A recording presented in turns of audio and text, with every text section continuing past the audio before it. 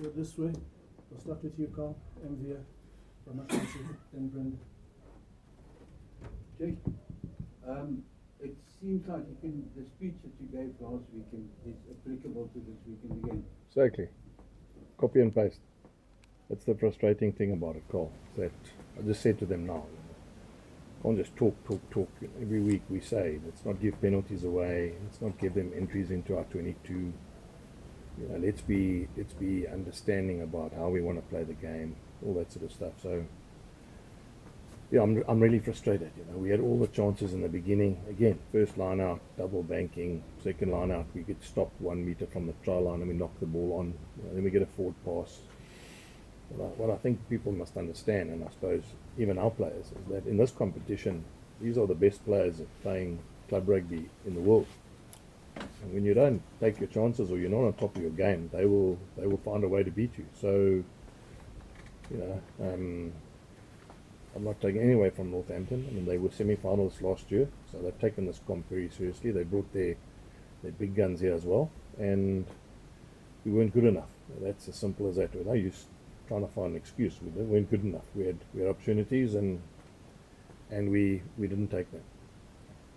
All three of your tries were scored by forwards. Is that an indication that there might be a bit of a struggle at the back with subtlety?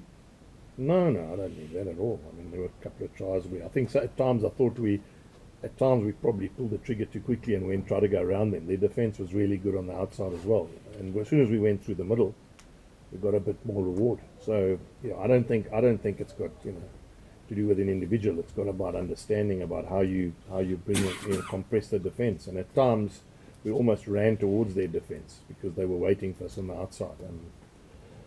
But I don't think it's individual. I don't think it's an individual person that's missing. I think it's just a collective understanding about. We can't talk about performance. We can't talk about accuracy just as a word. It's got to be something that you seem to be doing when you're playing the game as well. Appreciate it, sir. Coach, honestly, the disappointment is quite clear in Argentina now. So this week, how do you deal with these boys? Because was the consistency is a key thing. Yeah. There's a short turnaround. I just put a picture of the Springbok team in the change room and explain to them that Springbok team playing black jerseys as well. That's all I do. Because there's nothing.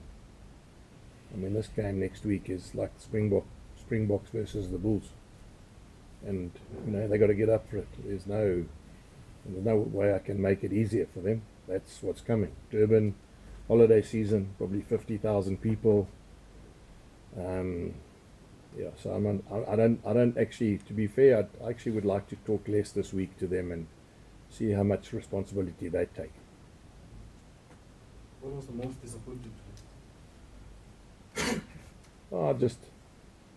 we said we weren't going to give them penalties. We said we wouldn't give them entries into our 22. We said that they've got a couple of trick plays that they would run, especially if we gave them lineouts. We said that we needed to play well at home, and we never did any of those things.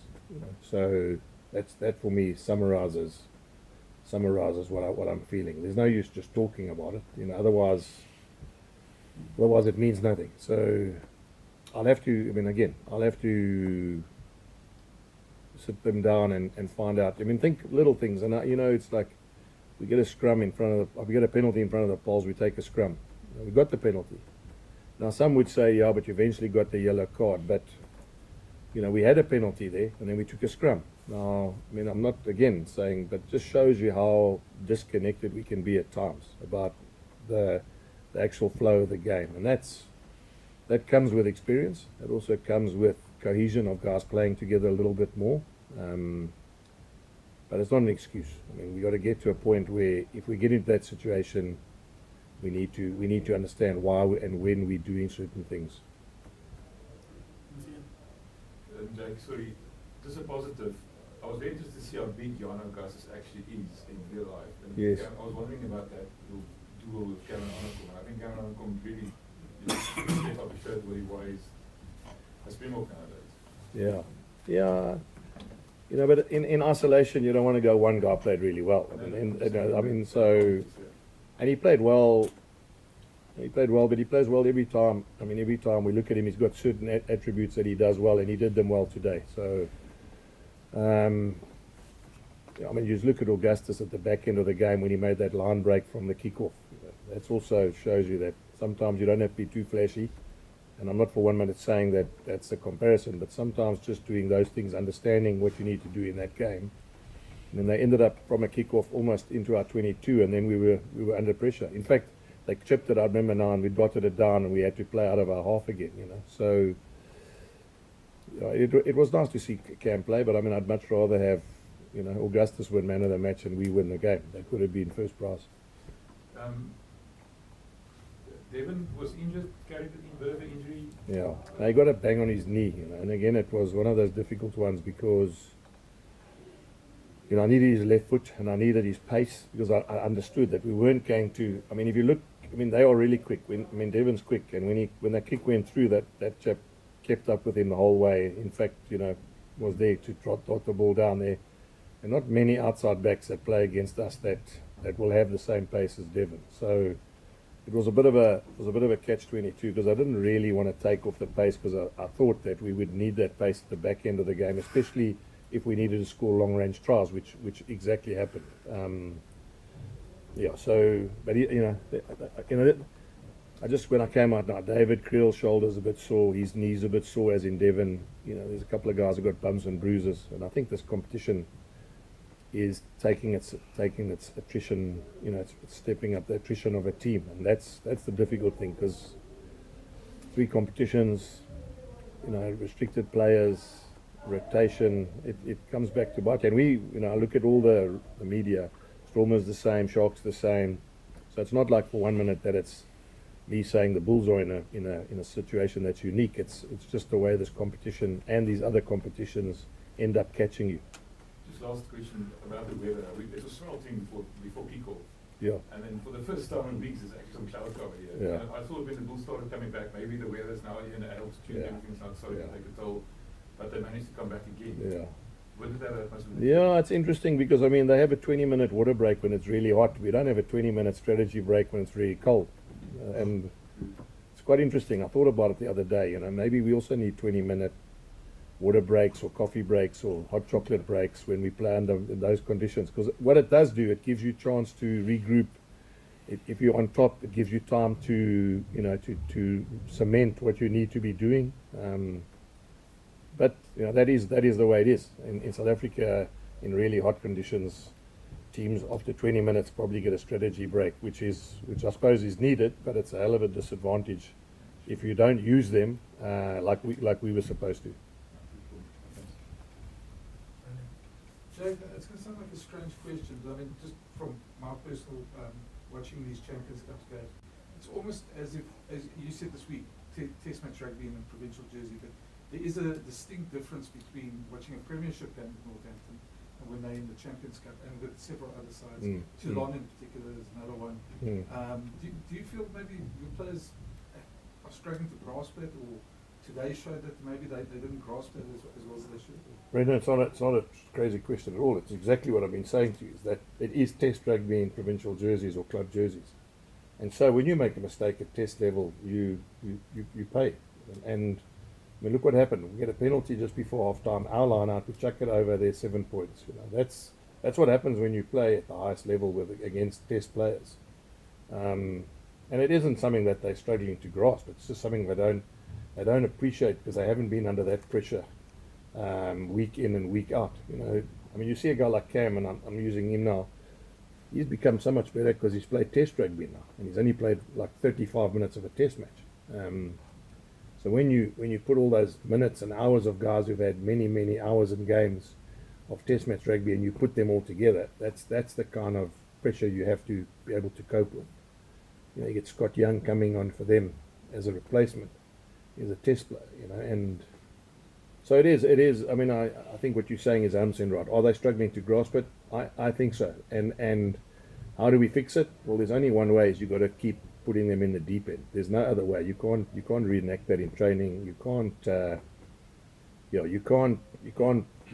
simulate it at all, because it is one of those things. When you make a mistake, they pounce. You know. just, I mean, you mentioned the try just before halftime. That one and Tommy Freeman's first one off the line out. Yes, Around there. yes. Those were two killer blows at crucial times, and it just seemed like the guys' heads just dropped just before that. Correct, Um, correct. Well, we were never in front. I mean, it's one of those crazy games because if you watch that game and didn't know what the score was, you'd never think that the blue team were behind.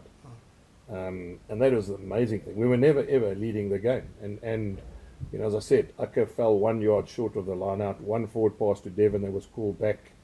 You know, double banking in that line out 5 meters from their try line. A knock on by Kanan and them in that thing. I mean, those are. If you look at that game without knowing the score, you would think that the blue team, you know, would still be in the game. But we were never leading. And I think, again, I think what happened with them is they grew an extra leg as that game was getting longer, and they started telling themselves they could win it. And again, that's what test players do. That's what players who've been in that environment and in that cauldron understand. Does it feel now, because the way they celebrated, it felt like you guys gave them the Christmas present they wanted? Yeah. Well, it's always a nice thing, as I said to you, Brendan. I mean, I see teams celebrating when they beat us, because that means that they see us in high regard. But the challenge is now, there's no use them seeing us in high regard and we never pitch. In other words, we don't give them what they expect. You know, that's the disappointing thing. That's probably why I'm frustrated. Because, I mean, even last week, Saracens were over the moon when they beat us. And you would have thought that two premiership sides loaded by internationals would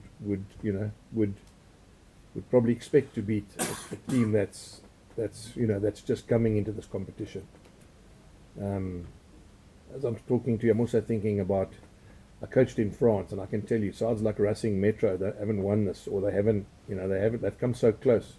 Racing Metro, massive budget, great players, they too struggle to get to the last knockout stages every year. And I use them because they were so dominant when I was in France. So sometimes you've got to earn your stripes, and sometimes you've got to learn from these things. The frustrating thing is you mustn't just say we're going to learn, and then we don't use it. We don't use the lessons that we get.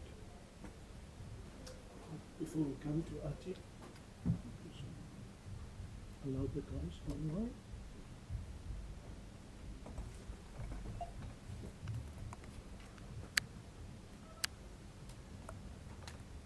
Okay, cool. Ati, you can go for it. Ati? Coach, this defeat, looking at the context of reaching the knockout stages, how detrimental as you always prioritize Yeah. the home games? How does it make those two games the top of the year? Well, I mean, when you asked me during the week about that as well, I think you asked me the other, well, someone asked me the other day, every game is you're still alive in this competition, because the fact that you can, doesn't necessarily mean you have to win every game to be in the playoffs. But we make it very hard for ourselves, because you can't lose a home game, and not only do we lose, we also never got a point. So you just make it even tougher and tougher. But there's still Castaway, and then we still got Stade Francais here, and we win both those games, the chances are very very good that you'll make the top 16, because of the fact that some teams have won and lost in different pools, and those pools are as competitive as ours is. So I'll have to have a look at the end of the weekend, see where we are. I'm talking about on the log, see who's done well in the other pools, and you'll soon get a feel whether or not you could make the top 16, and then make a decision on what is next. In other words, how are we going to go into the next phase of the competition? Because you could actually go into the Challenge Cup as well, or you could be completely out and have time off to regroup and get yourself ready for URC. And that's not obviously something that I'm thinking about, but it is something that you'd have to have a look at in the next sort of 5-6 weeks. Jake, they obviously targeted you at the breakdown. You must be disappointed in the way you protected the ball at the breakdown. You lost a lot of momentum. That's the first thing. The second thing, some of your senior players obviously looked a bit disgusted with the officials. And then the last thing you already answered, are you out of the competition? Yeah. No, the breakdown for me was a little bit of a mess. I think, to be fair, that's probably the word I'm looking for.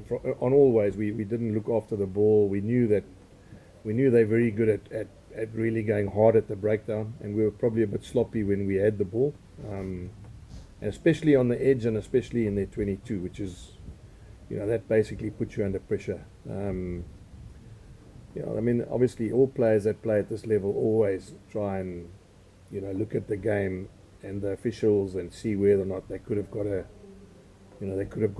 call or could have changed the thing by maybe one or two decisions that go against you, or they see differently. But I mean the officials, we can't blame the ref. The first half we must have had 80%. I just, the top of my head, 80% territory and maybe 70% possession, and we were still down. So we can't blame the referee for that. And again, the lesson that I say, Chris, is that this is Test rugby in provincial jerseys. I can't say it enough times. This is where the big guns come out, And if you're not switched on and you don't understand that, you can give points away quickly. And it was great that we came back 22-21. I think people felt there was a sense that maybe the Bulls could come back, and that's also nice to know that we didn't lie down and die. But there was enough there in the first half that I think we should have taken more advantage of what we created in the beginning. Just for interest sake, do you think the lack of focus could be that you didn't have so many leaders on the field? Yeah. I mean, there's decisions like the quick tap and they go for the last try, and there wasn't that focus for leaders that said, listen, look at that. Correct. No, I mean, that goes without saying. You got no Kurtley Orenser, and I'm saying example, he's been a Test Springbok, has won many Test matches. You have got no, Ruan Nokia. You've got no Kobus Wiese, who's been part of our group and basically in every game since we've been here. And I mean, the list just goes on, Grobbies, and again, but we have to understand that you never, I mean, I've coached for so long now that I don't think I can ever remember where I've had the perfect 23 ever on a team sheet. Because, and as I speak now, there's guys sitting at the dock, and I thought they would play next week, and I've done a plan on how I think we can be strong for next week, and that could be influenced by the fact that some guys are out for a week or 2 weeks, or 3 weeks. So yeah, it is. I don't want to sound like, because it's obviously that it's a work in progress for me. That you need those senior guys, and you need that experience of. I mean, a guy like Chef, I'm just using an example. We lose a line-out. I don't know whether we lose that line-out if Ruan Nokia's there. But I'm not going to have Ruan Nokia there. And he made exactly the same mistakes. And I used to sit here and look at all you guys, and he made the same mistakes when we started together as a group. And I remember when Reinhard Ludwig came in, we said the same thing. So it's not easy, and it's not something you want to sit here and debate about all the time. But I also am a realist that they need to learn, they need to earn their stripes, and they saw tonight. I mean, I'm hoping now that there's a reaction from them, and collectively. I don't mean for 1 minute say it's them and not me. My message to them was, we need to understand how we're gonna sort it out. There's no use we have an idea as in coaches, or they have an idea as players. We need collectively to make sure we understand where we're going as a group. Coach, just to follow up on the focus question, do you feel that maybe the players mishandled the momentum? You mentioned the opportunities that were sort of missed at the end. The Kenan Moody and Vili and Nokon. Devon's just missed out at the end there. Yeah. And maybe some of the handbags that happened. Do you think maybe that the team just didn't you mentioned also that, I mean, the team was always felt that the team was in the game. Yeah. Do you think maybe the team didn't manage the No doubt. I mean, and again, little things. I mean, Stedman slips there when Kanan chucks the ball inside to him. A little thing. I mean, I think if Stedman gets through that hole, we can score. But that's the margins. That's the margins I'm talking about all the time. Is it's not. One thing about rugby is the higher you go up, and all that changes is the time and space you get. That's all. So when you start as a club guy or schoolboy or You have all the time, all the space you can, and as soon as you get to a higher level, the time and space becomes less and less and less, and that's when your skill set and everything gets tested. And we get found out. We get found out, and I'm talking now as the Bulls. We get found out when teams put us under pressure because that time and space is very different to what we used to. And that's part of what growing is as a group. Is we need to put them in that environment, and we need to understand that. We need to understand it takes time. It takes time for you to understand, and trust your skill sets when you got less time and less space to actually make a decision. Cool. Thank you so much, everybody. Thank you.